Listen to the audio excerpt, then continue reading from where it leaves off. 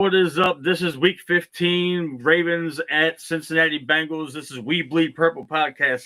Daniel Wilcox and Matt Trigger. We have a very, very special guest. Uh, One of the former Ravens quarterback coaches from John Harbaugh's first 2 years as the Ravens head coach, and the current offensive coordinator at Georgia State, Mr. Hugh Jackson. Hugh, welcome to the show. Hey, thanks for having me. Boy, this is a big week for the Ravens and the Bengals, huh? Yes, it is. Man, it's a huge week, especially for the Ravens. The Ravens got to figure this thing out, Hugh. I don't know what's going on with these boys this year, man. It's just looking at them on paper, Hugh. We was literally going to the Super Bowl, going undefeated this year. After the last couple of years, and 6-7 now. 6-7. That don't even sound right, Daniel. It don't. It Not don't, at Hugh. all. Like, just sitting back, Hugh, from the outside looking in, I would love to hear, because Hugh has been a head coach, in the NFL with the Raiders. He's also been a head coach with the Cleveland Browns. He's been all through the AFC North. He's coached with us in Baltimore. He's coached in Cincinnati. I think in Cincinnati he was the QB coach, also the DB coach over there, I think, at one point. Yes. So Hugh has done a little bit of everything. He's coached everywhere. This is probably 40 years of coaching right here in front of you right now with just this young man, Hugh, being the OC and the quarterback coach at Georgia State right now. But he's been all through the NFL, coaching on multiple teams, even my home team, Atlanta Falcons. He's even been here. So Hugh, just looking at this thing, man, like, you've been on every single level, from the coordinator, position coach, and the head coach position. What the hell do you think is the problem going on right now here in Baltimore? What do you think from outside looking in? Daniel, it's tough to say. When you watch them play, it's been the turnovers that have hurt them, right? I mean, there's a couple of things I think people will point to, because when you think of Baltimore, you think of great defense. When you have Lamar Jackson and the runner they have, you think they're going to, just score 30 points a game. And so, you have those years sometimes where things just don't add up, and you go, wow, what is happening here? We've never seen Lamar play 3 games in a row like he has. We haven't seen the defense give up, opportunities like they have. I know Coach Harbaugh, Coach Harbaugh, I'm sure he's coaching his tail off. And I know the staff is too, and know a lot of guys on that staff. So they have good coaches, they have good players. And sometimes it just doesn't work. But they just, me knowing Coach Harbaugh, they're going to go on a run here. And they need to make it fast. We all know that. But, boy, they're playing against a very formidable opponent this week, because they're playing against Joe Burrow, who's playing sensational since being back.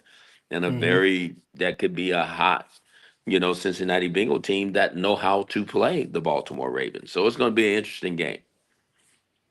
Yeah, I definitely think so too. Joe Burrow, T. Higgins is back. He looked great last week. Burrow's back. I think this is his 3rd game back. The first game was against us Thanksgiving Day. We got our butts whooped on Thanksgiving night. Wasn't expecting that at all. I'm not gonna lie to you. Thought we was gonna come and take these boys to the woodshed. We was on a 4-game winning streak at the time, and thought that was going to be game 5. Right now we're still competing for the AFC North, the top of the North, and we're trying to figure out some things. Obviously, I have a hard time watching the team sometimes, because I've been on every single level as well. From playing a player, from the coaching, from even on the player personnel side. I did a little bit of scouting with the Ravens for a year, and just looking at it, man, like, we're the most talented team I think I've ever seen on paper. And we're deep in every position. And I think sometimes when I look at the Todd Monken situation, I get flustered, because I think we're too talented on offense. It's easy when you got 1 or 2 guys and they're really, really great, and you can just push the ball to those 2 guys. When you look at our back situation, with Keaton Mitchell, Derrick Henry, Lamar Jackson, probably the most explosive, dynamic quarterback to play the game. And then you look at our tight end situation, Isaiah Likely, Kolar, Mark Andrews, now the all-time leading receiver in the Baltimore Ravens history. And then you go outside, you got a D-Hop, you got a Zay Flowers. Seven Bateman ain't been playing as great as he could be, but you still got a Dez Walker, you still got 16, who I like a lot, Tylan Wallace. We got a bunch of receivers, we got a bunch of tight ends, we got a bunch of running backs, and we fullback, super explosive. Like, I get frustrated watching the game, because I feel like we're holding back the talent that we have. And Derrick Henry is that guy that gets better as the game goes on. And then Right. last week he got 25. Thank God we should have won that game. All the stats said we should have won. Hugh. Right. The only thing we lost was the turnover battle. I think we had No one doubt. turnover today. No, there were no turnovers. But we won time of possession. We won field position battle. We won the first down battle. We won we won every single category. The yards, the Yes. rushing yards, the passing yards. We won almost every single category, and we still lost. What the hell is going on in the offensive room? Well, like I said, I mean, you said it. There's so much talent there, and I'm not gonna say that there's not enough balls to go around because it starts with Lamar, right? And then it Yeah, starts with Derrick Henry, and then Likely and Andrews and those guys. They make the offense go, and the offensive line. they do. But I do have seen over the last several weeks the ball has been turned over a little bit too much. Some Yeah, yeah, inopportune things have happened. yes, Interception, fumble for touchdown, right? Those things just don't happen like that, and so it makes you yeah, sick. And normally the Ravens in the past could overcome that. They yeah, overcome it and they still win. yeah. And now that's not happening. So everybody's saying, what is going on? I would Right. give them some grace, just a little bit. I give them some grace. I mean, at the end of the day, these guys are pros and they're great at what they do. I just think they're gonna get on a run here because they're too talented not to.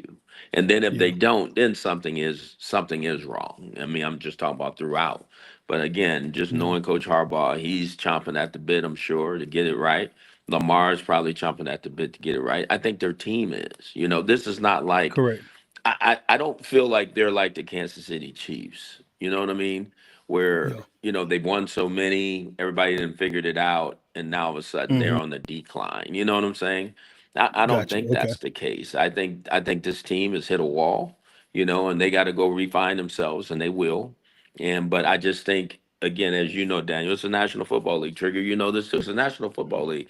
You're playing against Yeah. really good football teams week in and week out, and now they just happen to be traveling to Cincinnati. And me being in Cincinnati before, they're gonna do everything they can to keep this thing rolling for the Ravens where they lose it. Yeah. So it's Welcome to the gonna be a jungle, heck baby. of a football game. Yeah. I know it's going to be a heck of a game too, Hugh. I 100% agree, man. I don't know how this game is going to turn out. I bleed purple all day, so no matter what, I think the Ravens are going to win. Even in our worst game, I think we should win. I battle back and forth watching these games because I get caught up in the numbers game, right? You know, Mhm. I think this week we had like 70 plus plays on offense. We won that battle too. They to their 59 on offense, and we still lost against the Steelers. So when I look at that, we average about 60 plays a game, usually on offense and defense. So Mhm. if you're the OC, if you're the mastermind, because everybody know you're an offensive genius, and you the QB whisperer. If you had this offense, how would you divvy up those 60 reps Oh no, we, with we're the we're talent that you we're have? probably the talent that's on this football team. Lamar's ability to run with the football and the fear that he puts in defenses. You Yeah, have to run this ball 40 times. You 40 have to, times. because that Okay. way I can control the game. I can keep our defense fresh where they can play as hard as they can. And Hmm. the runners we have enough runners back there that can carry it, 25 to 30 times. And then Lamar gets 10 to 12 himself. Look out. That's when they've been the most dangerous. And then the play action game that goes with this, because Okay. he's able to, get people to be concerned about Come him up. running and you throw it over their Right. heads. And so that's been the formula, and that's how they've scored their 30 points, a game. And so it's just been Okay. unfortunate they haven't been able to hit that stride here lately.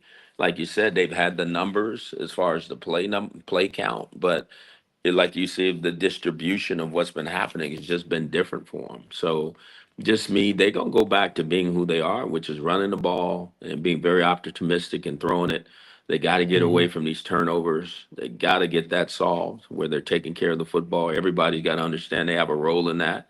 Yeah. And then they got to go play really good defense. As me and back in the day when we were there, you couldn't make a yard, against the Ravens defense, Boy, I'm and telling you, so that I it miss was that. painful playing against those teams. And me being in Cincinnati, I was fortunate enough having been in Baltimore and witnessed some of the greatest defensive players that's ever played the game play and been around Yeah. them, and then to be able to go to Cincinnati, and we were fortunate enough to win against that defense, and because I Yeah. understood it. But at the same time, man, you don't beat Baltimore. You just don't beat them like that, Right. and so it's unfortunate, but I really do think they're gonna get back and play well here. Well, I appreciate that, Hugh. We need to hear that confidence, boy. I know that makes Matt Yeah. feel warm all in his tummy right now, just hearing that.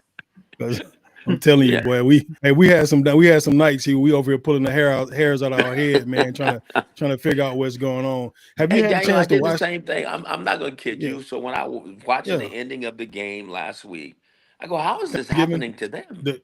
the Steelers game, Yeah, I'm going. They got so much man. talent. What Shit, is going on here? shit. I mean, they're playing against Aaron Rodgers, and God love Aaron Rodgers, but Aaron Rodgers is old. Yeah, I'm like, come on, what is happening here? And so you look up and yeah, you go, wow, this, and Mike Tomlin's Mike Tomlin. I give him a lot of credit, but at the same time, Yeah. we're talking I do about the too. Baltimore Ravens, who have Yeah, young talent at home, throughout this Yeah, roster at home. at home. That doesn't happen. It just doesn't happen like that. So I mean, again, and I know between yourself and all the former Ravens, all of you guys are feeling this way because I know Yeah, how you guys bleed purple. I know what that yeah, is. So absolutely. it's painful, but I really believe they're going to be okay. I do. Trust me on this, but I think this game is going to be a real telltale game that they're ready to climb out of this rut and get to where they need to be. All right, I got one more question for you, Hugh, before I turn it over to Matt, because I know Matt Sure, just pulled the trigger right now. So sure. there's a guy that's starting on the offensive line for the Baltimore Ravens, Oh, Daniel you took a Falele, question of number mine. Okay. 77. Number Hmm. 77. If you're the OC, what do you do about this kid? Because he has absolutely been stinking it up the entire season. And for me, Hugh, it's the lack of effort, that I see from Mm. him. It ain't the fact that he missed a block in there. It's just you don't see the effort of going to get the next guy or even going next level. You know how you guys always taught us to go next level. You miss Oh one, yeah, you no. go next level. Do not chase the man back because you just get in the way. Right? I still Well, remember that all that shit, Hugh. I ain't forget there you none do, of that. and Daniel, but Yeah. you just said something that is not a conversation we ever had to have, right? Right. So this guy's not upholding the Right. standard, Exactly. The So standard is the that standard. that is a problem within Right. itself, and that would have been dealt with swiftly and quickly, first by players Yes. I themselves. was thank you, Hugh. Thank you. Let Thank you. alone the coaches having a job. It was just a different culture. The culture was if you're on that field, you Different. playing and you playing to the whistle blows and beyond the whistle. That's it. That's just what it was. That was expected, Yeah. And I know the line coach George Warhop, he's a really good friend, and George don't play that, you know. I I don't know know, that for Hugh. a fact. So Hugh, something isn't every week, Hugh, it's the same thing, every week. ah Hell, well even Shannon Sharp and Ocho Cinco was talking about how bad he was this They week. did a no seven. They Yes. did a 17-minute segment on it. On him. no. Look, we've been talking about it all year on our show because we see it every single week. We watching focus. And, I'm the interior guy plus the Oh, outside I know you are. and the backfield guy. So as I look at this stuff, Hugh, I'm blown by this guy is still on the field. Like I don't know why he's still on the field. He's the biggest man you probably see. He looked like Zeus. He's 6'8", 6'9", 360 pounds, massive Samoan looking guy. And his first name is Daniel, just like mine. So I feel for the kid. But he plays like shit, bro. I'm talking about week in and week out, Hugh. Like he the reason Lamar is hurt. He the reason Derrick Henry get hits in the mouth in the backfield. And anything that's disruptive in the backfield is usually because of this kid. Lamar's got hit Well, way too much this year. that's a problem, and to It me, is. How do you handle it? and Daniel, I'm gonna say it again. You know darn well that would have been handled. That would Yeah, not have flown. we would have had the inside players definitely for sure. But That's what that I'm doesn't saying. that's not the chemistry of this team anymore. Like Lamar had to get them to take all the stuff in the locker room, which I really applauded him for that. Back to studying and being focused and stuff. Take the games out of the locker room, take the tea out of the locker room, take the board games, the video games. He took all that shit to the locker room. So I applaud Lamar for that. Well, that goes to show you he gets it. He knows what that culture should be, and I would think Lamar is going Yeah. to step to this number 77 and say, "Hey, look, buddy, this is not how we do it. You know, He cussed him out we on the don't do it this sideline. way." He cussed him out on the And the sideline during the the game. microphone picked it up. The Huh? microphone picked it up on Sunday. He cussed Did him out they? on the sideline. He told him. Lamar went off. He went off on him on the sideline during the Oh game. yeah. Well, Lamar went berserk on the sideline, and the cameras and the boom mic picked it up. well, that should tell you guys that it's going to get dealt with because trust me, it's if it's been going on this long, it's been a problem. I'm surprised because that's not Coach Harbaugh's style. But more than that, that's not the team style. That's not the culture of the Right. Baltimore Ravens at all. Hmm. If you out there, you gonna play like a Raven.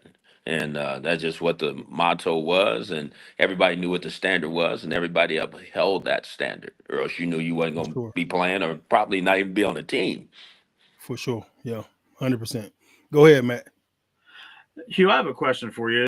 Speaking of Sure. Lamar Jackson, you've been involved with the quarterback position as a player and as a coach for the better part of 4 decades. A lot of people are saying Lamar Jackson's skills are regressing. Daniel and I are chalking up to injury and just taking a beating this year, and just you can't be perfect every single game. Are you noticing any differences in his style of play this year as opposed to last year? Because he's missing some throws that people are accustomed to him making on a very consistent basis, almost like it's clockwork, as opposed to just like the dump offs or the leading the receiver to throw him open. It's not happening as frequently as it was the last few years. So what are you seeing through the eyes of somebody that's been involved at every level with the quarterback position for as long as you have been? I think he's been off rhythm a little bit, and I attribute it to early in the year, the training camp, started the season, getting Hmm. hurt.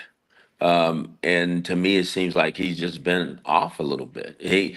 I mean, nobody can say that he's been the same Lamar he's been, years past.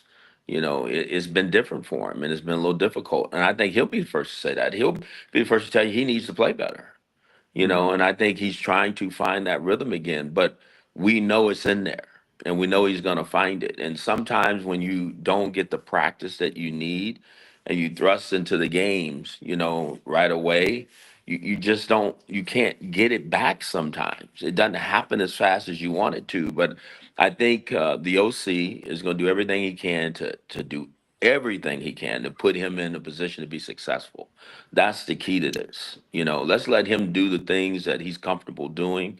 And I know Same everybody thing I wants to said. say he's comfortable doing everything, but right now Yeah. we got to look at the body of work for this year. Say these are the things we do well, and let's let him do those, and let's build on that so that we can get this team to win the division and get to the playoffs and go make some noise. Because this team can do that, and he can catch fire again, and I believe he will.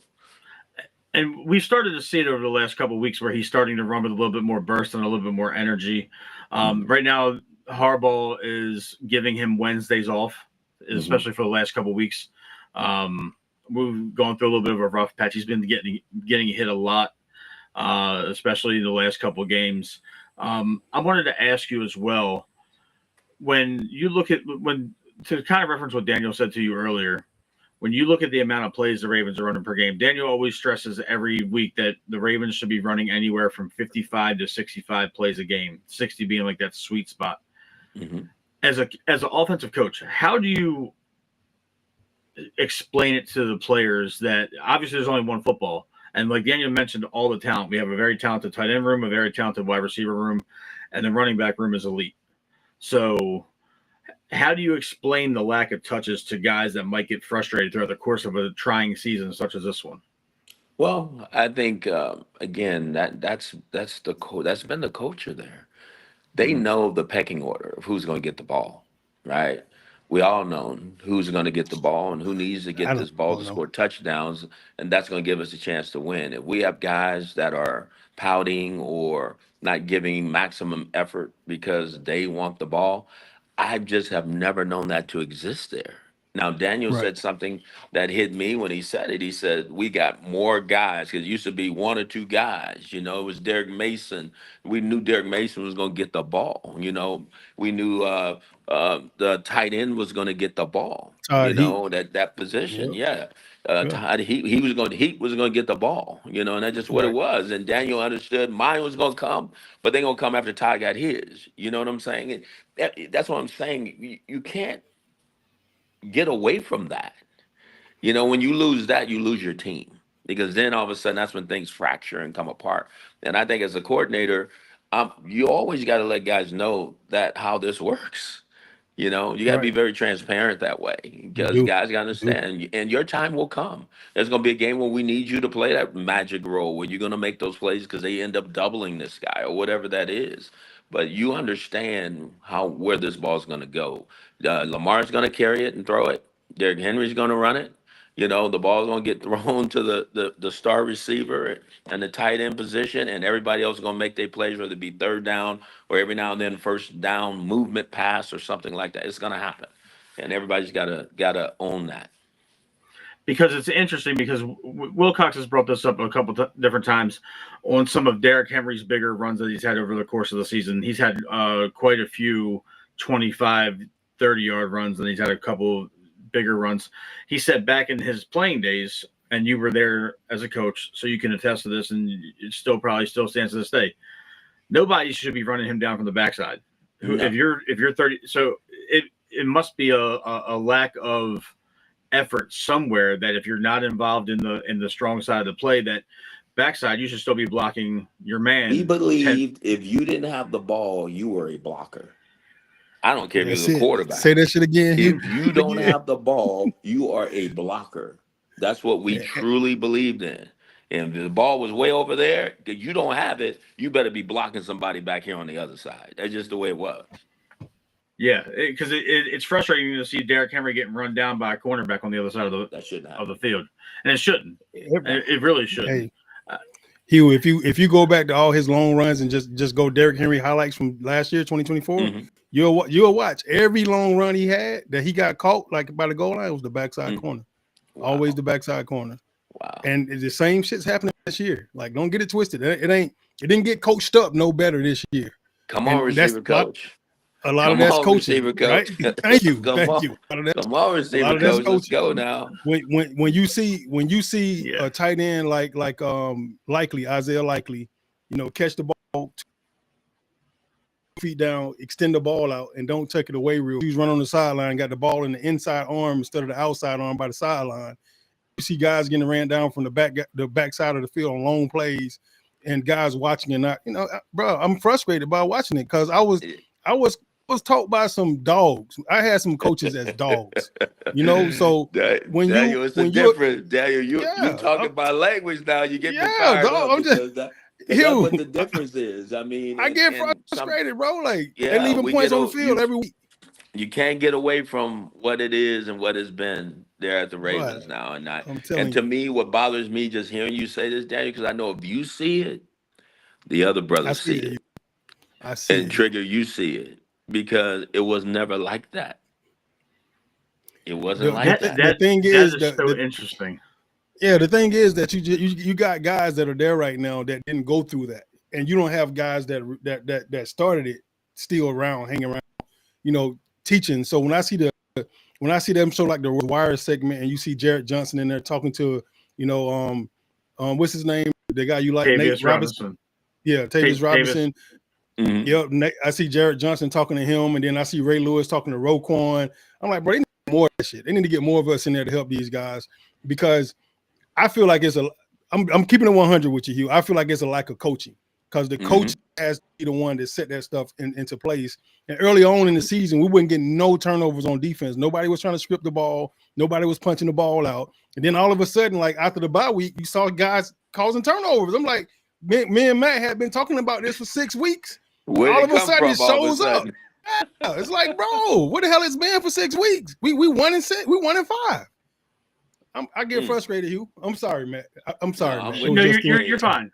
I got heated for a second. Go ahead, Matt. It's a good lead into the next question, because Daniel and I discussed the coaching with the Ravens staff currently a lot, and you're no stranger to the Ravens culture. I know it's been a while since you've been here. But you did coach under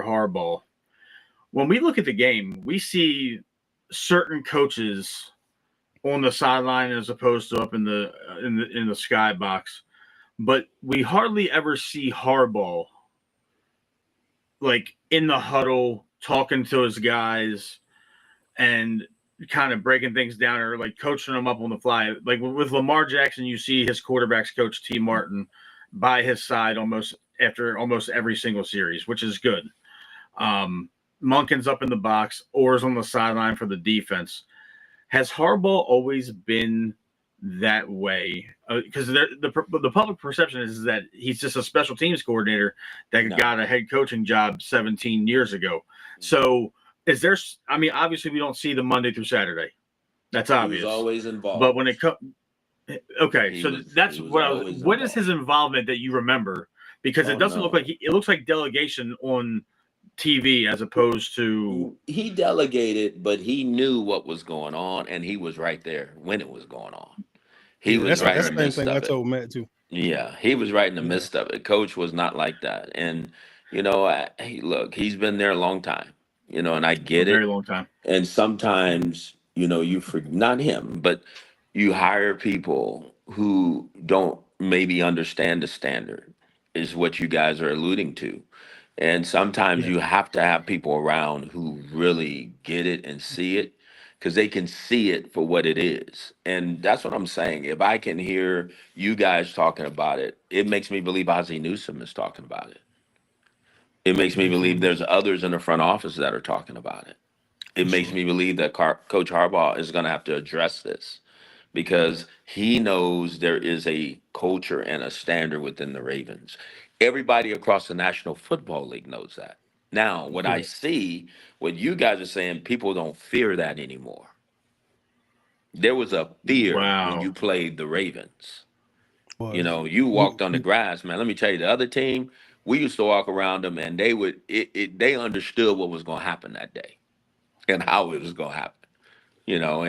And to me, maybe that's what we've gotten away from. People are not afraid to line up against the Ravens no more because you used to not, man, look, when you go in the other locker room, you better understand, you better take your Tylenol, some extra pack, and pack your pads on the right way because you understood what was going to happen. And you were going to hurt for 3 weeks after that game. You were going to hurt for 3 weeks after that game. And that's just the way it was. And everybody understood that.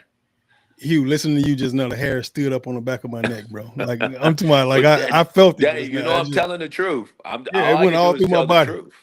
And that makes the most sense to you because teams are coming in here and they're beating us at a higher rate at home than we've ever faced. Baltimore? You don't do that. You don't. The bank used to be sacred. Yes. You couldn't come up in there and bully us. We would lock the gate, man, and send you home battered and bruised. That's just the way it was. And with an L. Absolutely, man. That is such a great it's such a great analogy. And Hugh, I like to ask these questions that I've asked before to other players and to Daniel himself. It's always good to get a coach's perspective because the dynamic on the show was with me being a super fan and Daniel being a former player. We have interesting back and forth, never really arguments or anything of that nature because I've never walked a second in Daniel's shoes, and most people have not that watch this show. But it's always good to hear a coach that coached under Harbaugh, honestly, because you're the first coach we've ever talked to that's coached under Harbaugh. And because it's a frustration amongst the fan base because we just see Harbaugh pacing the sideline and arguing with referees about bad calls. And you'll see him talk to Lamar at the timeouts and all that. So it's just a little bit, it's interesting to see what goes on when nobody's around, because we want to know, the fans want that Monday through Saturday experience, and none of us get it. And they deserve it. They truly deserve it. I just don't know, and Daniel knows this, and Trigger, you knows this too. It starts at practice. We used to have some very, very spirited practices that went back and forth because we coaches would egg it on and talk a lot of trash to each other, and to get a yard in practice sometimes was hard. It was rough. And and it prepared us for the games though. I mean, we never feared the game because we had worked so hard in practice the right way.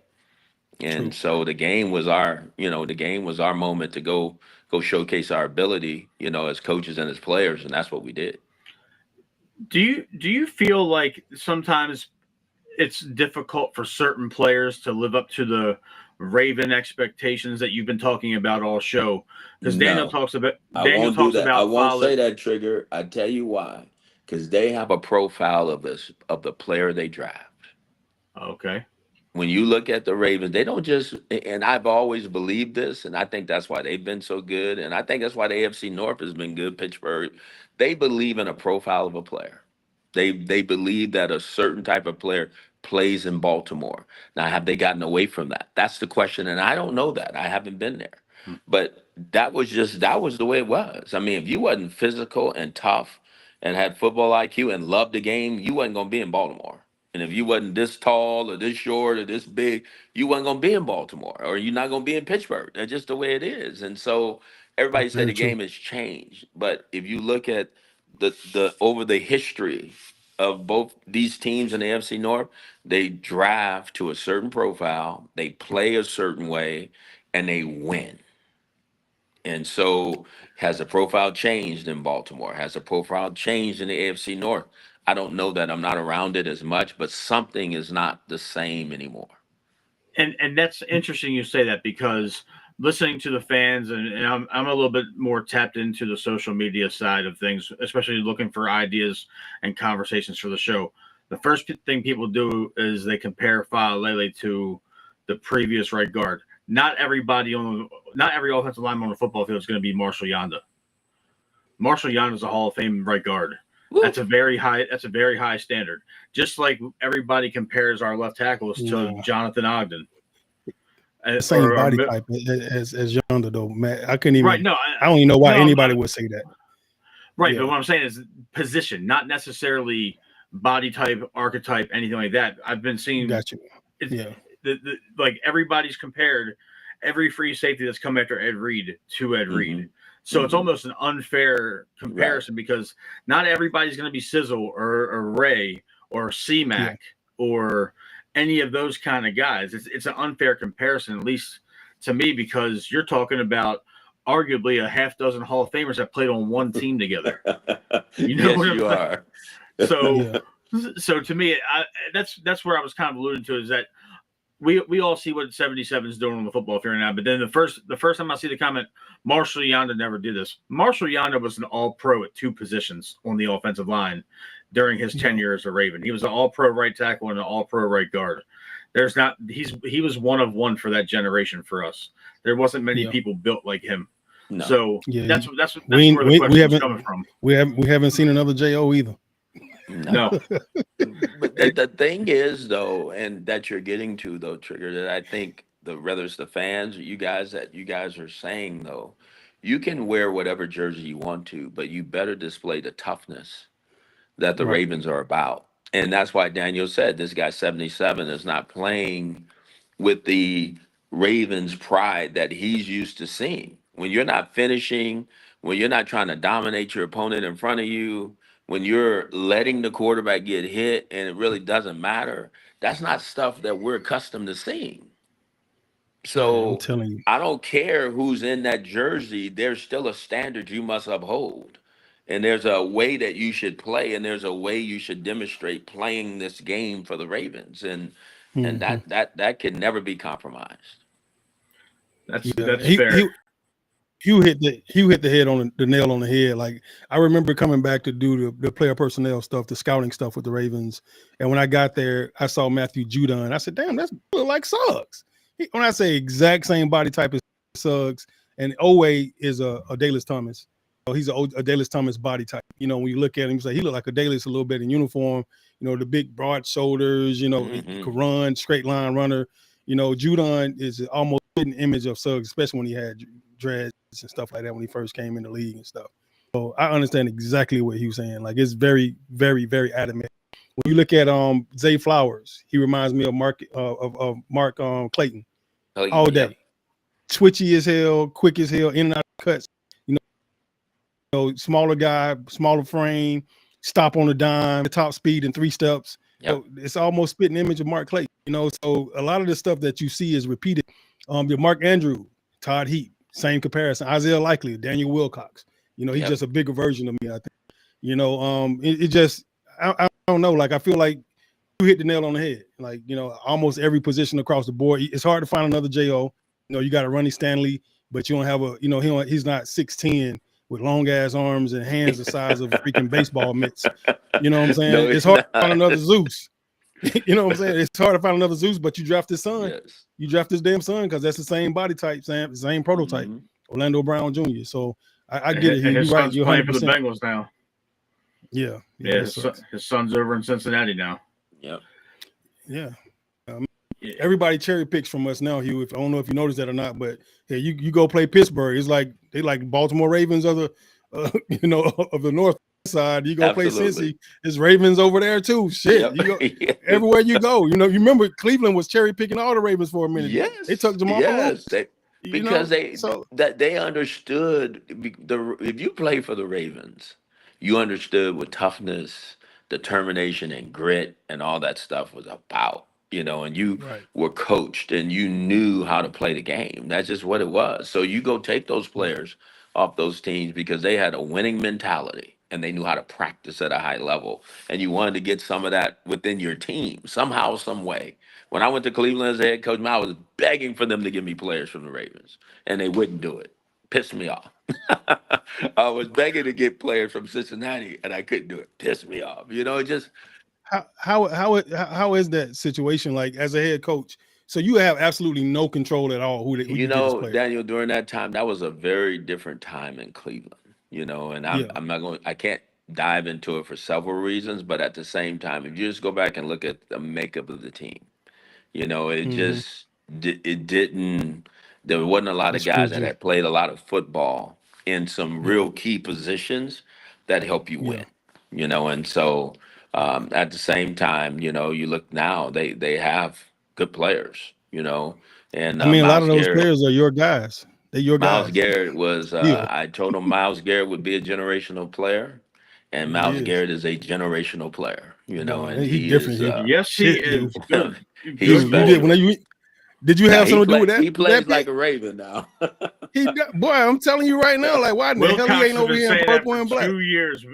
Wilcox has been saying that since we started this show. Shit, that was your first pick overall, right? Your first year as a head coach. Absolutely. Mm-hmm. Yeah, and then your last year, your first pick was Baker Mayfield. Yeah. Mm-hmm. Boy, I have a question give you a about quarterback and let you go. Crazy shit. Finally get your damn quarterback and let you go. Now, what Baker's doing in Tampa Bay right now, is that what you saw in him when you were doing the scouting? Absolutely. Baker Mayfield is doing exactly what I thought he would be. There's no question about it. And he led them to the playoffs. So Baker Mayfield's a really good player. I've always stood on that. Baker Mayfield can play football. Yeah, he's a dog. He just had the right attitude and a mindset. You hear him, like, I played for Tampa too. So when I see him down in Tampa, I just like the confidence that he exudes. And Cleveland needs that shit more. That's why I'm so mad about the Shedeur Sanders shit. I played 2 years with Prime. I've been knowing Shedeur since he was like 4 or 5 years old. Man, like to see this whole debacle and how they handling this shit all year, it's been frustrating to me, man. Shedeur is built the right way. I knew at some point in time he was going to be playing. Because he's built for this. That's what people don't understand. He's really built for this. And if they let him play, he's just going to get better and better and better. Hey, I'm going to put you on the spot right now. Mm-hmm. I'm about to put you on the spot right now. Go for it. Because you've been in Cincy, you've been in Cleveland, you've been in Baltimore. Which one was the better organization? Don't lie to you. Oh, wow. Daniel, that's not fair. That's not fair at all. I would have to say this. Mike Brown was the best to me than anybody's ever been. So for that, I'm always going to have to say Cincinnati, but Baltimore was a close. The things we did there for those 2 years, the games we won and how we did it, and the relationships I still have today with those men is just phenomenal to me. Like Daniel and Ray and all these guys. It was a special time. And I Ed only had Reed, Ed 1 year. Reed. I'm here in Atlanta. I see Ed all the time. Talk to Ed, Mm-hmm. and it just, to me, I don't think people get how good those men were, how good you men were, how Yeah, good those teams were. And sometimes you don't go win the Super Bowl right away. But yeah. boy, let me tell you something. Everybody that played us knew they played us. They Yes, knew sir. they played us Hey, because boy, we Yes, were Joe sir. Flacco good. is still slinging the rock around, man. Ooh, yeah, Joe was Joe something, boy. And Flacco, he's yeah. still slinging that thing around. I'm Hey, shocked. Hugh, Joe. Hugh, Hugh. Look, bro, I take I ain't got no haircut, but I take my hat off to you, bro. You did a hell Thank of a you. job with Joe, man. Like the rookie Thank year, you. I'm telling you, if anybody, everybody out there listening, I think Matt might have turned all the notifications off because he was on. You know, he funny like that. He No, give you all the credit, so honestly, you don't see all the honestly, stuff popping up. You look, there's not a lot, but the thing is, this is I'm like locked in right now. I don't even care what's popping yeah, up on the side. yeah. I got to say this, man. I want to take my hat off to Hugh because in a very unique situation in 2008. All right, our starting quarterback was Steve McNair. When Harbaugh came in, Cam Cameron came with him, Hugh Jackson came with him. I remember Steve telling me, like, Wilcox, I'm retiring, bro. Like, he coming off of surgery. He beat the hell up. He banged the hell up. Steve McNair retired. When he retired, his backup was Kyle Bowler. Kyle Bowler got hurt in training camp, tore his shoulder up, had a season-ending surgery in training camp. Then we had Troy Smith, a Heisman Trophy winner from Ohio State. Troy was getting ready to play. He ended up with a blood clot in his lungs and lost like 100 freaking pounds.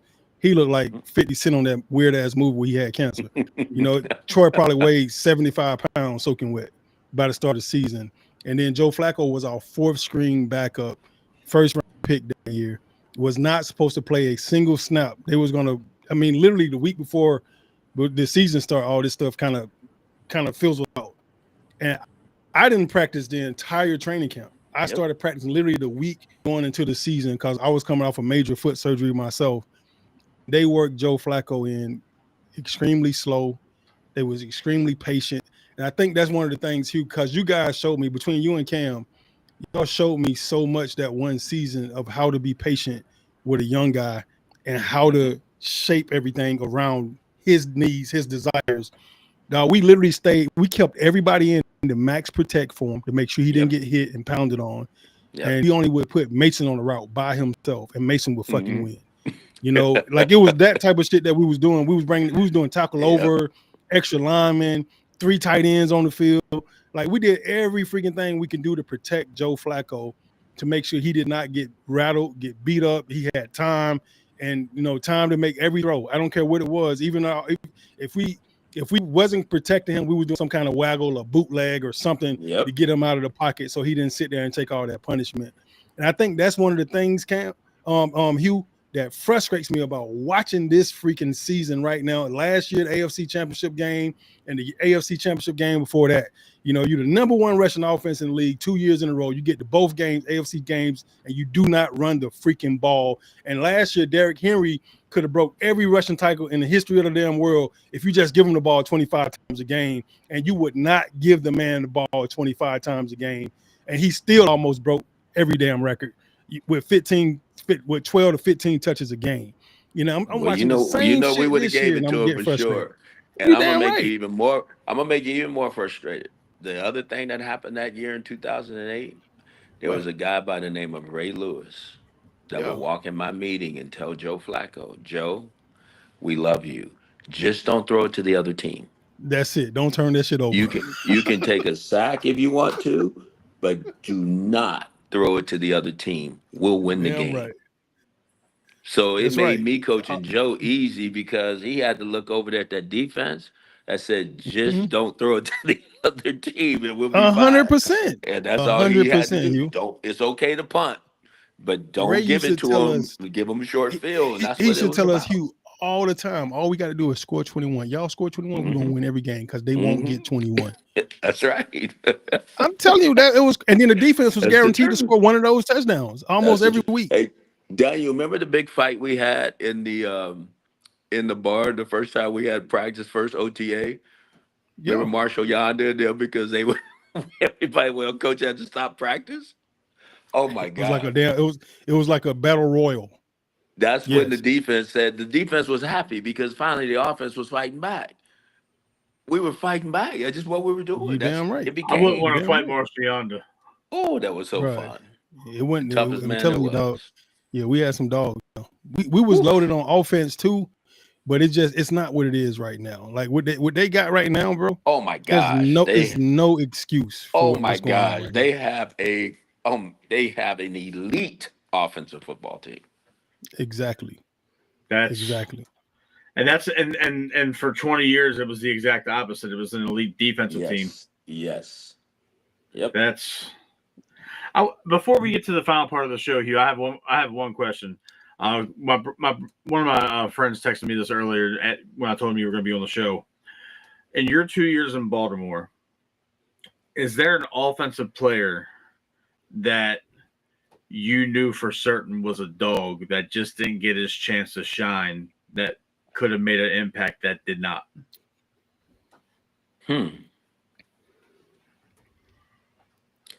That's a good question.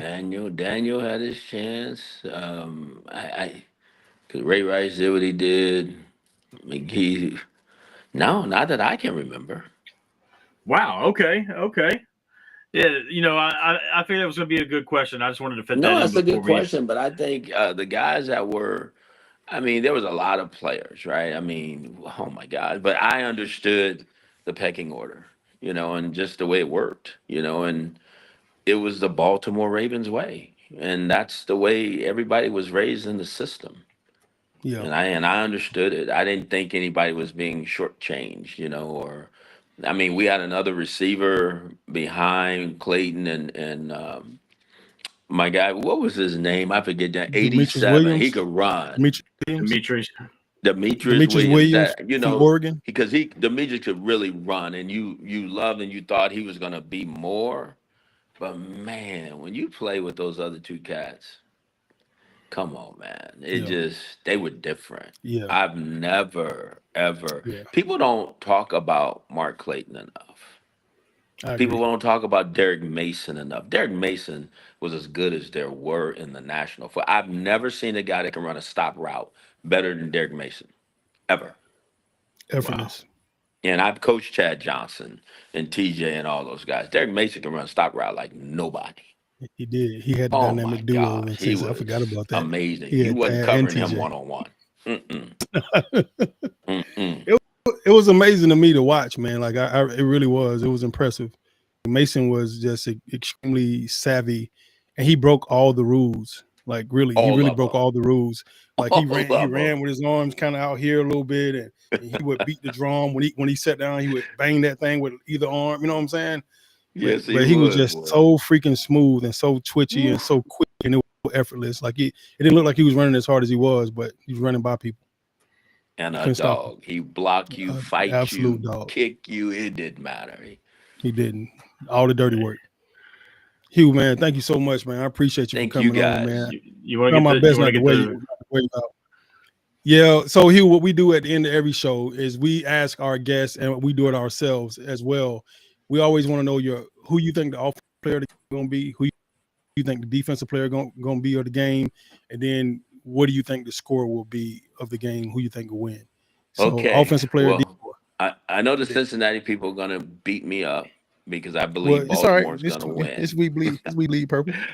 I believe the Baltimore Ravens are going to win. I tell you why. I think they're hungry. I think they know they need to go play better. I think Derrick Henry is going to be Derrick Henry in this game. I think they're going to get back to running the football like Okay. they know they need to and can. I think defensively they're going to show up in play, but they're going to have to stop Jamar Chase because Jamar Chase has been an issue for them. Mm-hmm. And then T. Higgins has gotten hot now, and Yeah. they're going to throw the football. We know that. Joe They're gonna Burrow throw is the going air to out throw the that football. bitch The 45 key times. the key will be the rush. Can they put enough pressure on Joe and hit him enough to where they make him uncomfortable? Do I think they can? I do believe they can because I've seen Joe get hit now, quite a few times, even since he's been back. But I think the score is going to be 28-24, and I think Baltimore's going to win the game. I Man, that's like the you, same Hugh. score I said last time. I said the same score last time. We got our asses whooped 32-12. 32-14. I said 20. I promise you, I said 28-24 the last Cincy game, and then we end up losing 32-14. Who's who you think the offensive player of the game going to be? Derrick Henry. Henry, defensive player. I think it's going to have to be a corner. I think 44 is going to have a game. Either Marlon Humphrey's Humphrey, going to have to play Nate Wiggins. Yeah, Hamilton won't be as as prominent unless he's blitzing, I believe. But Marlon Humphrey's going to have to play like he's never played before. Say less. Okay, so I'm going to say Humphrey. All right, so who got Humphreys, Henry, and 28-24 Ravens win? Who you got, Matt? Offensive player of the game, I'm going to go with Zay Flowers. I think Zay has a bounce back game. Defensively, I'm going to go with Travis Jones. Love my guy, Travis Jones. Hugh, I've been advocating for Travis Jones as being a top-tier defensive tackle on this show for 2 years now, and it's finally coming to. I love Travis Jones. I've been a fan of his since he came out of college. But final score: Ravens 30, Bengals 23. 30-23 Ravens, Bengals. Okay, got you. Zay Flowers, T. Jones, Ravens 30-23. All right, I'm gonna go with offensive player of the game.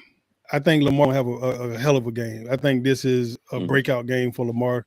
I think the last 3 games, all the turnovers and stuff has been not characteristic of him. So I feel like in order for this whole thing to really flow and be effective, he got to be Lamar. I think he's going to come out and stunt this week. So I'm going to go with Lamar for offense. It's a very easy answer, but I'm going to go with Lamar. I feel like he's going to ball out this week. I feel like it's going to be 350 yards, 4 or 5 touchdowns, that type of thing. Lamar Jackson. So defense, I normally go with a Kyle Hamilton or Nate Wiggins because they both from Atlanta. So I represent those guys very well, very hard. It's who I am. I can't help it. That's why they call me Shawty. So this time I think I'm gonna go with the safety 12. He's came in. Yeah, I'm in my notepad, Drew. Yes, I am. Yeah, Gilman, I'm gonna roll with 12. He came in, the whole defense turned around immediately. Came in. I need him to have a big game this time and play as well as he should have. And I think it cost us big time. So I'm going to go with 12, Gilman, safety. Hopefully he'll show the hell up big time. And then score, I'm going to go Ravens win always because I bleed purple. I can't help it. It's just, this is who I am, baby. I'm going to say Ravens win. I'm going to say 34-14. All right, 34-14, Ravens win. And I'm saying that, Hugh, because we lost last time 32-14. So I'm flipping it. We're gonna win 34-14. We're gonna score 2 more than they did and hold them to the same amount of points. We got to shut Chase and Higgins. That's what I got. Appreciate you, bro. I appreciate you, man. Thank you so much for joining the show. Before you get off, Hugh, how did y'all finish up this year at Georgia State? No, we didn't finish up very well at all, Daniel. I know. We ain't talking about that. It was ugly. But we do have the only G5 player that's playing in the Senior Bowl, our receiver, Ted Hurst. So Ted Hurst playing in the Senior Bowl this year. Yes, good for him. What was his stats? Yep. Do you remember the stats? He had over 1,000. He had 70, right at 72 catches, I believe. And he didn't play for about a game and a half. So we thought we were going to I was trying to get him the freaking championship of catches and touchdowns. But he missed a game and a half. But he's a really good player, and I think he's going to make it. Okay, good stuff. Who's your quarterback right now? The quarterback, his name is Cam Brown. He's a kid that transferred in from Texas Tech. Played some good football for us, but he got injured at the end too. So we got to make sure that he's from Atlanta.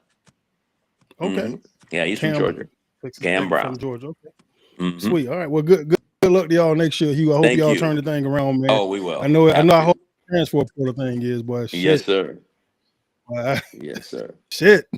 I know how hard it is, bro. Gotta go. I got to come down there and kick it with you. I come down there and anytime, see you, man. Daniel. You know that. Please come on down. Bring Trigger with you. We need to get you a Georgia. Get you a Georgia State coat too, man. Remember how we got you a Gremlin coat? Oh yeah. No, you took care of me. I love that coat. I still have it too. I'm gonna call Mel and see if I can get you a Georgia State coat, man, a freshman. Okay, I appreciate Okay, that. Thank you, brother. no problem. You love I you, bro. Thank you, appreciate you, man. man. Thank you so much. Thank you, Hugh. Thanks for All coming righty. on, Hugh. All right, partner. All right. Bye-bye. Hey, the world of Baltimore, we thank you guys for tuning in, man. As always, man, don't forget to go to YouTube and like and subscribe and turn all your notifications on the We Bleed Purple podcast. We had the famous Hugh Jackson on tonight, and it was amazing to be able to get one of my former head coaches or former position coaches on the show. So glad he took the time out of his day to come do it. Hope you guys enjoyed the show. Thank you guys for tuning in. As always, We Bleed Purple. Bird Gang out on my end. Matt, go ahead, sign out. Do what you got to do, Matt. Everybody, thank you for tuning in. That was one of the more informative and in-depth interviews that we've ever done on this show. I thoroughly enjoyed that entire 55 minutes on air with you guys, just listening to you guys talk ball. As a non-football, a non-pro player, it's always a pleasure to listen to that. But that'll do it for this show. We'll be back for our preview show, our post-game show this weekend. After immediately following the Cincinnati Bengals and Baltimore Ravens game. Make sure you like, subscribe, and turn on your notifications for We Bleed Purple on YouTube. We are over the 200 subscriber mark. We are pushing towards that 300 mark. Let's make sure we get there before the season ends, and that is a wrap. Bird Gang.